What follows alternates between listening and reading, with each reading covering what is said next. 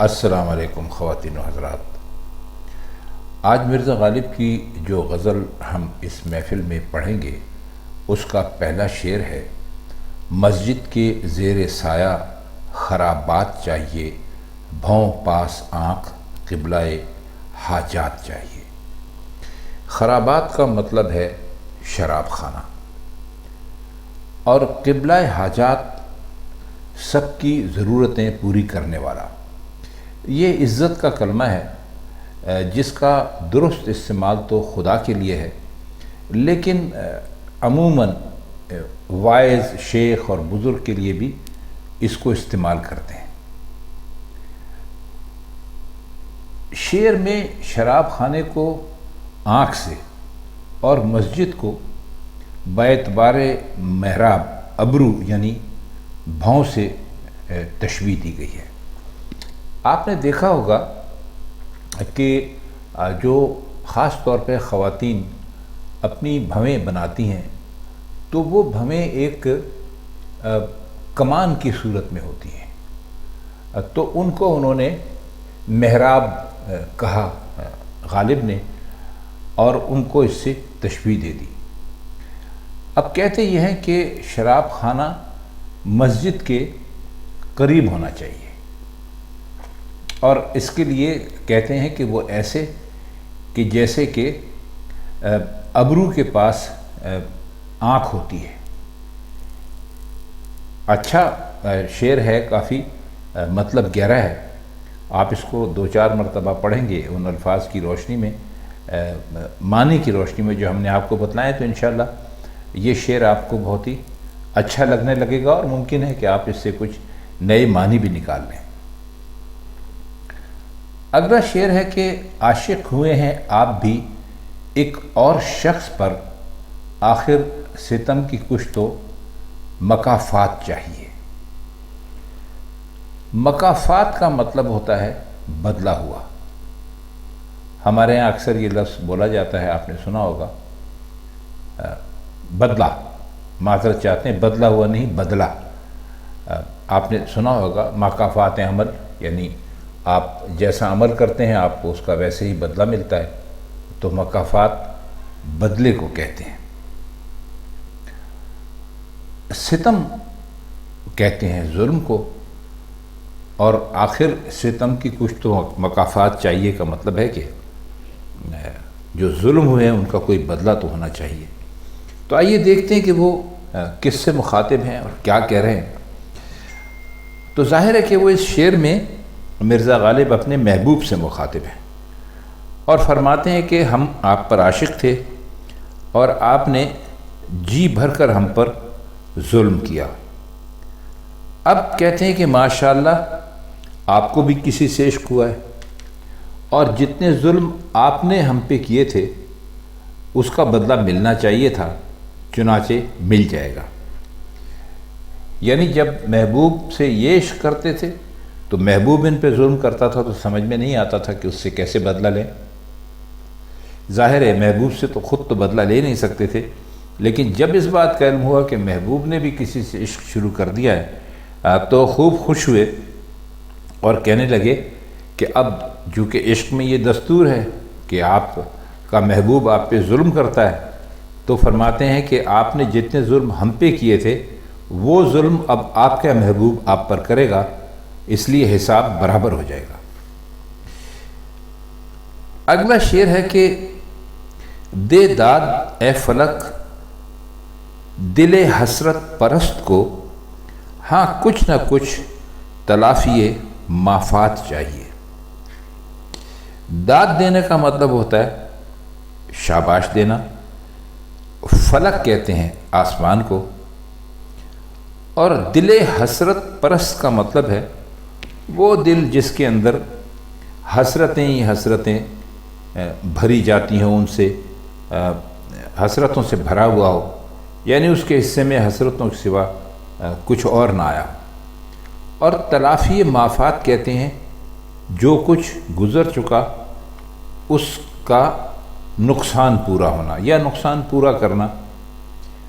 تو فرماتے ہیں آسمان سے مخاطب ہیں۔ آسمان سے عموماً مخاطب ہونے کا مطلب شعراء کا ہوتا ہے کہ وہ اپنے مقدر کا گلہ کر رہے ہیں، اپنی تقدیر سے مخاطب ہیں۔ تو فرماتے ہیں کہ تو نے، اے آسمان، تو نے میری کوئی بھی آرزو پوری نہیں کی، اور ہر آرزو کا نتیجہ حسرت کی شکل میں نکلا، اور میرا دل ایک کے بعد ایک حسرتوں سے بھرتا گیا، لبریز ہوتا گیا، یہاں تک کہ اس کے حصے میں حسرتوں کے سوا کچھ نہ آیا۔ تو کہتے ہیں کہ اب میرے دل کی حسرت پرستی ہی کی داد دے دے۔ میں جو پہلے دکھ اٹھا چکا ہوں، جو مصیبتیں برداشت کر چکا ہوں، ان کی کچھ نہ کچھ تو تلافی ہونی چاہیے۔ مطلب یہ ہے کہ حقیقی آرزو تو کوئی پوری نہیں ہوئی۔ اب آسمان سے صرف یہ کہہ رہے ہیں کہ دل نے جس ہمت اور حوصلے اور دلیری سے وہ حسرتیں برداشت کی، مجھے کم از کم اس کی داد ہی مل جائے۔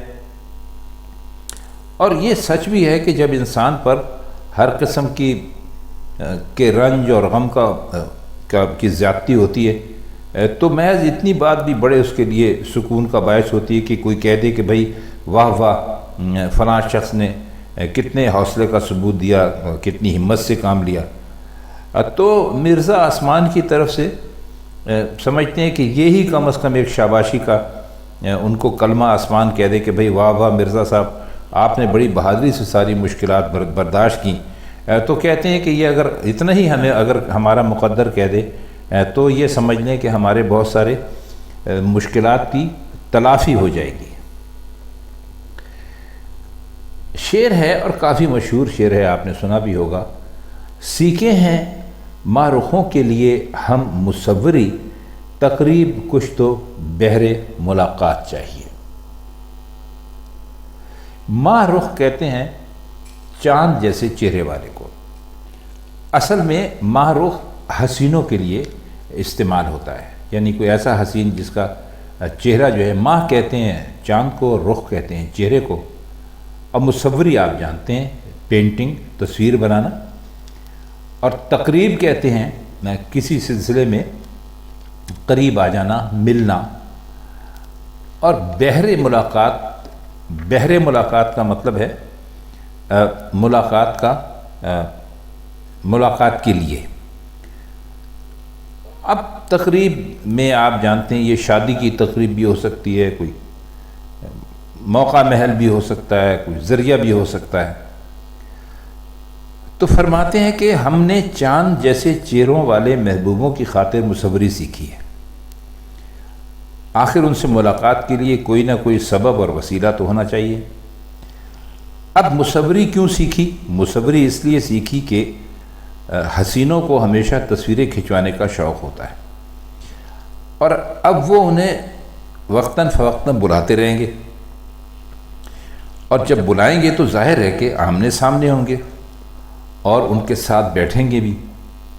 تو فرماتے یہ ہیں کہ یہ بیٹھنے سے تو ہم ان کا دیدار کر لیں گے، اور جو بھی دیدار کی لذت ہوتی ہے وہ حاصل کرنے کا ہمیں موقع ملتا جائے گا۔ تصویر میں کیمرے کے ذریعے تصویر لینا نہیں ہے، بلکہ وہ تصویر ہے جس میں تصویر بنوانے والا سامنے بیٹھ کر، مصور کے سامنے بیٹھ کر اس سے تصویر بنواتا ہے، اور یہ تصویر کئی دن میں بنتی ہے۔ یہ تو سارا طریقہ کار ہے، اس سے آپ بخوبی واقف ہوں گے۔ تو وہ اسی لیے فرماتے ہیں کہ بھئی ہم نے جو مصوری سیکھی وہ کوئی فن کی خدمت کرنے کے لیے نہیں سیکھی، بلکہ ہم نے صرف اس لیے سیکھی ہے کہ خوبصورت لوگ ہمیں اپنے پاس بلوائیں گے اور کہیں گے کہ بھئی ہماری تصویر بنا دیجئے، تو ظاہر ہے کہ تصویر بنانے کے لیے ان کو ان کے سامنے بیٹھنا پڑے گا، تو وہ تصویر بھی بنائیں گے اور ساتھ ساتھ ان کے دیدار کے مزے بھی لوٹ لیں گے۔ اچھا، اب شعر ہے اور یہ کافی مشہور شعر ہے۔ میں سے غرض نشاط ہے کس روح سیاہ کو، ایک گناہ بے خودی مجھے دن رات چاہیے۔ میں سے غرض نشاط ہے کس روح سیاہ کو، ایک گناہ بے خودی مجھے دن رات چاہیے۔ میں کہتے ہیں شراب کو، اور نشاط کہتے ہیں لطف لینے کو، مزہ لینے کو۔ روح کہتے ہیں چہرے کو، اور سیاہ کہتے ہیں کالے کو۔ روح سیاہ یعنی کالے چہرے والا۔ ایک گونا، آپ یہ دیکھیے کیا اچھا اور خوبصورت انہوں نے یہاں پر ایک لفظ استعمال کیا ہے۔ تو فرماتے یہ ہیں کہ ایک مسلسل، آپ یہ سمجھ لیجئے کہ مسلسل کے معنوں میں ہم اس کو معنی کریں گے بے خودی، اپنے آپ سے اور دنیا سے بالکل بے خبر ہو جانا۔ تو فرماتے یہ ہیں کہ شراب پینے سے کس روح سیاہ کا مقصد ہے کہ نشاط اور شادمانی حاصل ہو جائے، ایسا ہرگز نہیں ہے۔ میرا تو صرف یہ مقصد ہے کہ دن رات ایک بے خودی طاری رہے۔ اب کمال یہ دیکھیے کہ عیش و نشاط کی خاطر شراب پینے کو روح سیاہی قرار دیا، حالانکہ غالب شراب پیتے تھے، لیکن اس کے باوجود بھی وہ شراب پینے والے کو روح سیاہ کہہ رہے ہیں۔ تو بس اس کا یہی مطلب ہو سکتا ہے کہ کوئی آدمی جس کے اوپر بہت غم ہو، رنج ہو، پریشانیاں ہوں، تو وہ شراب کے نشے میں ہر وقت ڈوبا رہے، اور جب وہ بے خودی میں ہو تو وہ اپنی سب پریشانیوں کو، اپنی مصیبتوں کو، اپنے رنج، اپنے نقصان، ہر چیز کو بھول جاتا ہے۔ تو وہ یہ کہتے ہیں کہ بھائی آپ یہ نہ سمجھیں کہ جو میں شراب پیتا ہوں تو یہ اس سے مجھے کوئی عیش و عشرت میں مقصود ہے، میں کوئی مزے لینے کے لیے پیتا ہوں یا عیاشی کے نقطہ نظر سے پیتا ہوں، ایسا نہیں ہے۔ مجھے تو بس ہر وقت ایک بے خودی چاہیے، ہر وقت میں اس کے نشے میں ڈوبا رہوں تاکہ میں اپنی پریشانیاں اور اپنے دکھ سب کے سب بھول جاؤں۔ تو خواتین حضرات، یہ تھی مرزا غالب کی آج کی غزل، اس کے کچھ مشکل الفاظ کی معنی اور غزل کے شعروں کا مطلب جو ہم نے آپ کی خدمت میں پیش کیا۔ تو آج کے لیے اتنا ہی، آپ سے پھر مرزا غالب کی کسی اور غزل کے ساتھ کسی اور محفل میں ملاقات ہوگی۔ تب تک کے لیے ہم چاہتے ہیں آپ سے اجازت۔ خدا حافظ۔